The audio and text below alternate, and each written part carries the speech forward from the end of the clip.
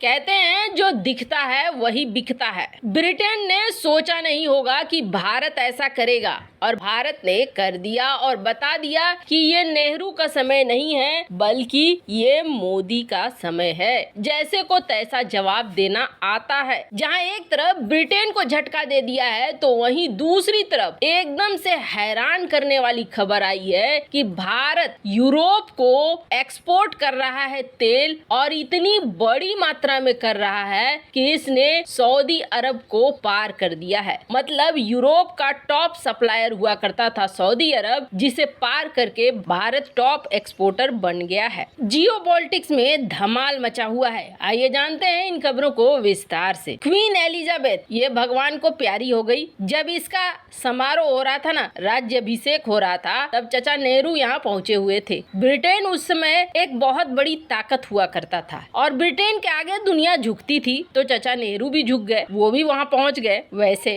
जब queen Elizabeth भगवान को प्यारी हुई और समारोह का आयोजन किया गया तो दुनिया भर के देश के प्रतिनिधि पहुँचे। भारत की तरफ से भी भारतीय राष्ट्रपति पहुँची। राष्ट्रपति ने वहाँ समय बिताया। जो डिनर दिया गया था उस डिनर के आयोजन में भी हिस्सा लिया, भाग लिया। पर इस वक्त क्या भारत और ब्रिटेन में चीजें ठीक नहीं है, खास तौर पर जब से वो खालिस्तानी वाली चीज हुई है। भारतीय एम्बेसी में जिस तरीके से ढीला रवैया दिखाया ब्रिटेन ने, इसका गुस्सा और नाराजगी भारत के अंदर अभी तक है। अब चार्ल्स का राज्याभिषेक हो रहा है और चार्ल्स के राज्याभिषेक में दुनिया भर के प्रतिनिधियों को बुलाया जा रहा है। ऋषि सुनक सरकार सीधे तौर पर सबको बुला रही है कि आप अपने अपने देश के प्रतिनिधियों को भेजो। ऐसा देखिए कि शहबाज शरीफ एक हाथ में कटोरा लेकर वहाँ भी पहुँच रहा है। अपने देश के प्रतिनिधि के तौर पर शहबाज शरीफ वहाँ पे रहेगा, लेकिन भारत ने कह दिया है कि भारत की तरफ से न तो पीएम मोदी जाएंगे और न ही भारतीय राष्ट्रपति जाएंगी, बल्कि भारत के उपराष्ट्रपति जगदीप धनखड़ जाएंगे इस समारोह में हिस्सा लेने के लिए। हम व्यस्त हैं और इस व्यस्तता के बीच में हम नहीं जा सकते हैं। ब्रिटेन को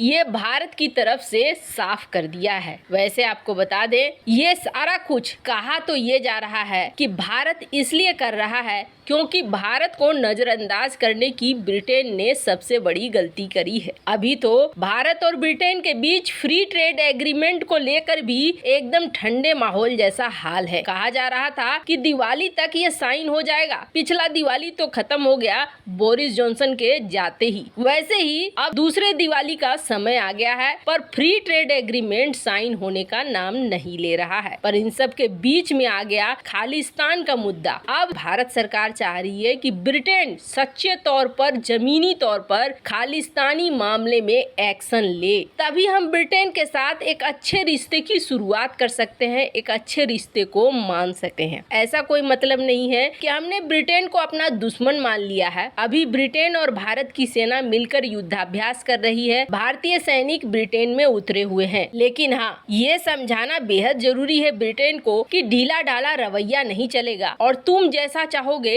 सिर्फ वैसा ही नहीं होगा। ये भारत अब समझा रहा है। खैर, जहाँ एक तरफ भारत ने बड़ा कठोर नीति अपनाना शुरू कर दिया है, तो वहीं दूसरी तरफ रूस यूक्रेन की लड़ाई जब से शुरू हुई, आपको याद होगा यूरोप किस तरीके से टूट पड़ा था हमारे ऊपर। यूरोप में जैसे ही भारतीय विदेश मंत्री डॉक्टर एस जयशंकर पहुंचे थे, एस जयशंकर की क्लास लगाने के चक्कर में खुद अपनी क्लास लगवा बैठे थे यूरोप के रिपोर्टर। जब इन्होंने सवाल किया था कि आप तेल खरीद रहे हो रूस से, यूक्रेन ने भी कहा था आप तेल नहीं खून खरीद रहे हो हमारा। कुल मिलाकर दुनिया के ये देश भारत को दोषी ठहरा रहे थे कि आप रूस से तेल क्यों खरीद रहे हो। ऐसा लग रहा था कि भारत जो तेल खरीद रहा है उसी से इस युद्ध की शुरुआत हो रही है। हालांकि डॉक्टर एस जयशंकर ने उसी वक्त साफ कर दिया था कि चाहे तुम कितना भी रो लो, बिलबिला लो, लेकिन हम तेल खरीदना बंद नहीं करेंगे। तेल इसलिए खरीदना बंद नहीं करेंगे क्योंकि हमारी जनता तुम्हारे जितनी अमीर नहीं है कि इधर से उधर से महंगे दामों पर खरीद ले। हम हमें अगर सस्ते दामों पर मिल रहा है तो हम सबसे पहले अपनी जनता को देखेंगे। तुम्हारे चक्कर में हम भारत को श्रीलंका या पाकिस्तान नहीं बना देंगे। ये बात साफ कर दिया था डॉक्टर एस जयशंकर ने। और जैसे ही डॉक्टर एस जयशंकर ने ये बात साफ किया था, धीरे धीरे ये हल्ला मचना कम हो गया। अमेरिका ने भी एक समय आकर ये स्टेटमेंट दिया कि भारत अगर रूस से तेल खरीदता है तो हमें फर्क नहीं पड़ता है, हमें कोई आपत्ति नहीं है,